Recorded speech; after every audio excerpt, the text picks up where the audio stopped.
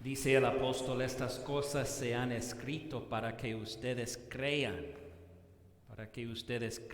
que Cristo es el Salvador y por creer en Él tengan vida. Pues el Evangelio de hoy, sobre el cual basaremos el sermón, tiene que ver con la fe, tiene que ver con la convicción. Si los discípulos iban a salir por el mundo a predicar al Cristo resucitado, primero necesitaban ser convencidos de que estaba vivo. Y eso es lo que vemos aquí en Lucas, el capítulo 24, los versículos 36 a 49. Todavía estaban ellos hablando acerca de esto cuando Jesús mismo se puso en medio de ellos y les dijo: paz a ustedes. Aterrorizados creyeron que veían a un espíritu. ¿Por qué se asustan tanto?, les preguntó. ¿Por qué les vienen dudas? Miren mis manos y mis pies, soy yo mismo. Tóquenme y vean. Un espíritu no tiene carne ni huesos, como ven que los tengo yo. Dicho esto, les mostró las manos y los pies. Como ellos no acababan de creerlo a causa de la alegría y del asombro, les preguntó: ¿tienen aquí algo de comer? Le dieron un pedazo de pescado asado, así que lo tomó y se lo comió delante de ellos. Luego les dijo: cuando todavía estaba yo con ustedes, les decía que tenía que cumplirse todo lo que está escrito acerca de mí, en la ley de Moisés, en los profetas y en los salmos.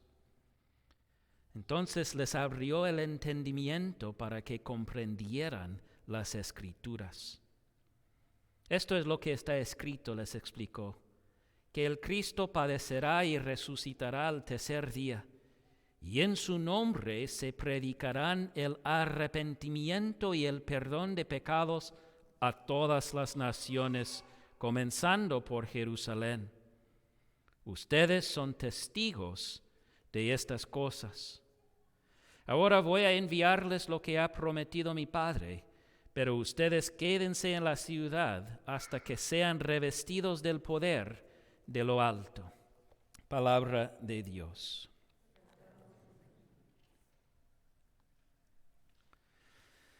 Aunque la Pascua puede ser un pensamiento tardío para muchos, la realidad es que la Pascua continúa su celebración cada día. Que nosotros continuemos o no su celebración, ese es otro asunto. Pero los ángeles en el cielo lo hacen, y los santos en el cielo lo hacen, y sobre todo Dios lo hace. En otras palabras, la muerte y la resurrección de Jesús no fueron solo hechos puntuales que, por ejemplo, impactaron a las personas del momento. Fueron eventos únicos en que no van a repetirse, ya no. Pero lo que produjeron, es decir, lo que lograron, perdura por siempre. Por eso cada día el creyente es salvo, porque todos sus pecados ya están perdonados. La única manera en que uno puede perder eso es por no creerlo. Por eso Jesús no tiene necesidad de resacrificarse, de morir una y otra vez. No tiene necesidad de volver a resucitarse para conquistar la muerte. No, está conquistado. Lo que significa que aun si murieras esta noche, la promesa de la Biblia es que irás al cielo. Pero nos cuesta mucho creer eso, mucho. Y por creer quiero decir estar absolutamente convencido de ello. Y como dijimos la semana pasada, si uno no está convencido de la resurrección de los muertos, entonces esa persona va a tener un miedo insano ante la muerte. Y como vamos a escuchar hoy, si una persona no está convencido de que Cristo vive, entonces esa persona nunca será fiel al mandato que Dios nos ha dado para ir al mundo y proclamar las buenas nuevas. ¿Qué pasaría si los primeros discípulos no estuvieran convencidos de la resurrección corporal de Jesucristo? Ellos nunca se habrían convertido en apóstoles. ¿Qué es un apóstol? Un apóstol es alguien que ha sido enviado a predicar. Porque nadie va a predicar a menos que esté convencido en su corazón lo que tiene para decir. Ciertamente no se expondrá al ridículo público o peor, si no cree que Cristo realmente está vivo y por eso real.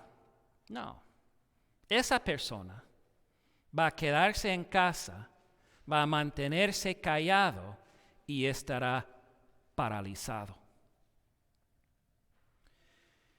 Y eso es donde encontramos a los discípulos en estos versículos de Lucas. Están a puerta cerrada, paralizados, donde creen que tienen seguridad.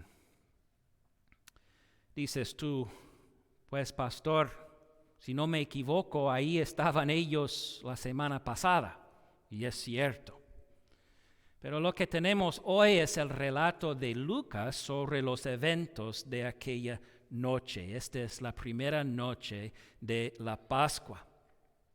Eso no quiere decir que lo que Juan dice sobre esa noche contradice lo que Lucas dice. No, los evangelios se complementan entre sí.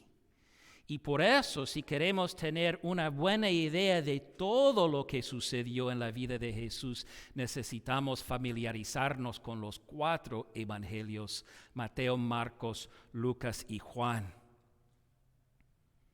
Y esa es la aplicación del sermón de hoy. Que si uno estará convencido de tal modo que está dispuesto a hacérselo saber a otro, esa persona necesita estar convencido de que la palabra de Dios es verdadera. Y lo que vamos a aprender es que la misma palabra nos convence de modo que creamos que Cristo es el Salvador. Ahora bien, lo que tenemos en estos versículos es a Jesús preparando a sus discípulos para su futuro deber.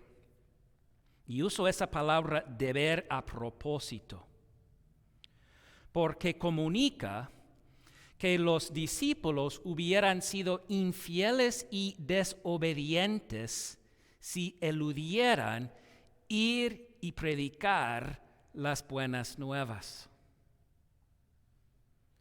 Que nunca piensen que ustedes no tienen un deber.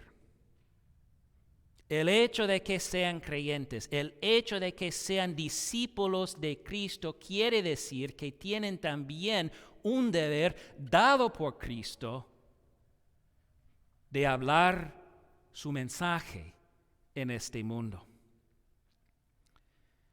Es por eso que es tan importante que cada uno se involucre en una congregación. Porque puede que alguien diga, pero pastor, es que yo no tengo el don de predicar. Eso no es cierto. Cada persona puede hablar la palabra de Cristo. No tiene que predicar. Puede decirle a sus hijos lo que Dios dice. Pero aún así, si alguien no se cree como capaz de explicar este mensaje a otros, entonces es aún más importante que participes en una congregación local. Porque fíjense, el mismo hecho de que ustedes estén presentes hoy permite que la palabra de Dios sea proclamado. Yo no puedo predicar a una iglesia vacía. Así que si la iglesia será fiel al deber que Dios le ha dado de ir a todo el mundo, a todas las culturas, a todos los idiomas y proclamar a Cristo como Salvador, eso requiere la participación de toda la congregación. Es que Jesús tiene planes muy grandes para sus discípulos. Pero primero ellos necesitan estar convencidos. Así que lo que Jesús hace aquí es que se muestra a sus discípulos. Y se muestra con su cuerpo físico. No como un espíritu, no se muestra a ellos en una visión o en un sueño. No, ellos podían tocar su cuerpo para estar seguros de que Cristo resucitó corporalmente. Eso es tan importante porque en el cielo vamos a tener nuestros cuerpos. ¿Okay? Y entonces Jesús hace algo bastante raro. Come un trozo de pescado asado enfrente de ellos. Lucas dice que la razón por la cual Jesús come este trozo de pescado asado es porque aún después de haberlo tocado, los discípulos todavía tenían dificultades en creer. O sea, es tan difícil de creer. Ustedes son testigos de eso, yo también. Ahora bien, esta es la clave de este texto. ¿Cómo van a creer ellos por el resto de sus vidas? Porque Jesús sabía que Él iba a quitar su presencia visible a ellos. Así que lo que Cristo hace aquí es que Él traslada su enfoque de su cuerpo visible a su palabra eterna, que nunca se quitará de su iglesia. Dice, Cristo está hablando, cuando todavía estaba yo con ustedes, les decía que tenía que cumplirse todo lo que está escrito acerca de mí en la ley de Moisés, en los profetas y en los salmos. Entonces les abrió el entendimiento para que comprendieran las escrituras. Esto es muy, muy importante. Jesús dice aquí que todo lo que Dios ha dicho en las escrituras de ese entonces, el Antiguo Testamento, se ha cumplido. Eso es lo que está diciendo Jesús. Dice, esto es lo que está escrito, que el Cristo padecerá y resucitará al tercer día. Ustedes son testigos de estas cosas. Y eran testigos oculares. Que todo lo que Dios dijo que iba a suceder, sucedió.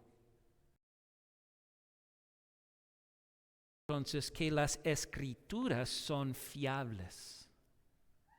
Que se puede confiar en ellas, que se puede creer en ellas, que uno puede estar tan convencido que hasta está dispuesto a decirlo al aire libre. Necesitamos reconocer que Jesús entendía y sabía que Él mismo iba a regresar a los cielos. Los discípulos todavía no entendían eso, pero Jesús sí. Así que Él quiere quitar su enfoque, su atención a su cuerpo visible, a su palabra hablada y escrita. Porque el plan de Dios nunca fue quedarse en este mundo visiblemente para siempre. Si pensamos en esto, consideren cuán pocas personas en el contexto de toda la historia del mundo vieron a Jesús con sus propios ojos. Muy, muy pocas personas. Los creyentes del Antiguo Testamento, ellos nunca vieron a Jesús. Entonces, ¿qué de hoy en día? ¿Qué de nosotros? ¿Qué de ustedes? ¿Qué de mí? Nosotros tenemos sus palabras. Y aquí es donde Él quiere que pongamos nuestros ojos. ¿Están enfocados sus ojos en sus palabras? Porque nunca digan que la gente hoy en día ya no busca a Jesús. Muchas personas dicen, bueno, es que la juventud hoy en día es que no quiere de Jesús, no quiere a Jesús, que no busca a Jesús. Eso no es cierto. Cada ser humano está buscando a Dios. La única pregunta es ¿dónde? Y nosotros tenemos las buenas nuevas de que Cristo nos ha dicho dónde lo podemos encontrar. Él dice, es necesario que se cumpla todo lo que está escrito sobre mí en la ley de Moisés, en los profetas y en los salmos, o sea, las escrituras. Y luego dice, todas las escrituras hablan de mí. Si tú quieres encontrar a Jesús en tu vida, no tienes que mirar en ningún otro lugar, sino en las páginas de la Biblia. Noten lo que Cristo hace con estos discípulos. Ellos tenían tanta confusión aún después de haber pasado mucho tiempo con Él. No, requiere que Él mismo les abre el entendimiento. ¿Quieres tú entender?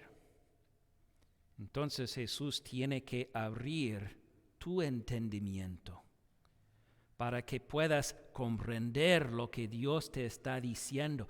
¿Cómo lo hace? No hace esto. No hace esto. Les dirige a las Escrituras.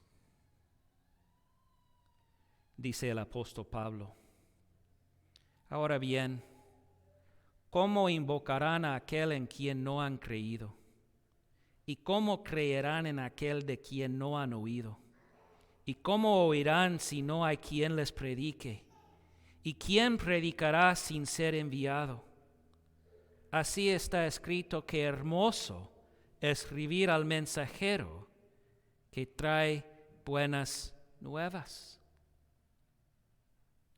Las mejores nuevas de todo son que hay vida después de la muerte. No, las mejores nuevas que todo son que hay una vida buena después de la muerte, porque la vida no es tan buena en este mundo. Que tú estarás en el cielo con Dios, que tendrás tu cuerpo, que estarás en un lugar en donde ya no hay tristeza ni pecado. Dice el apóstol Pablo, ¿cómo va a saber el mundo eso? Alguien tiene que decírselo. Ustedes me preguntan, ¿pero quién, pastor? ¿Quién irá por nosotros? Bueno, habrá ciertas personas que van en lugar de ustedes, pero no, dice la Biblia que no, nosotros mismos que estamos convencidos, nosotros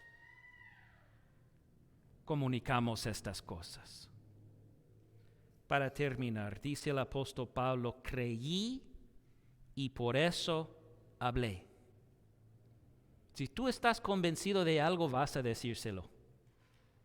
Y por eso el apóstol sigue, y con ese mismo espíritu de fe, también creemos y por eso hablamos. Entonces la pregunta central, ¿crees tú? ¿Estás convencido de que lo que Dios dice aquí es lo que realmente sucedió? Porque si Cristo en verdad vive hoy en día, eso lo cambia todo, todito. De modo que uno pueda decir, yo sé que vive el Salvador y porque Él vive, yo también viviré. Amén. Puestos de pie. Y la paz de Cristo que sobrepasa todo entendimiento humano, cuidará sus corazones y pensamientos en Cristo Jesús. Amén.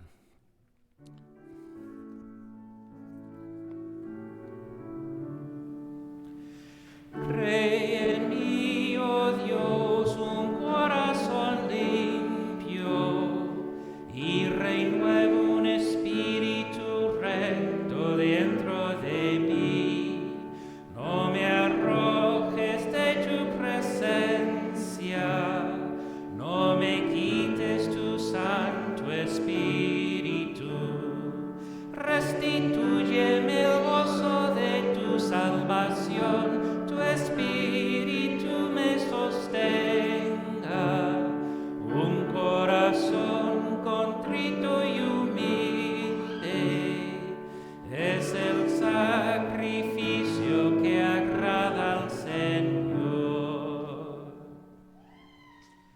puesto que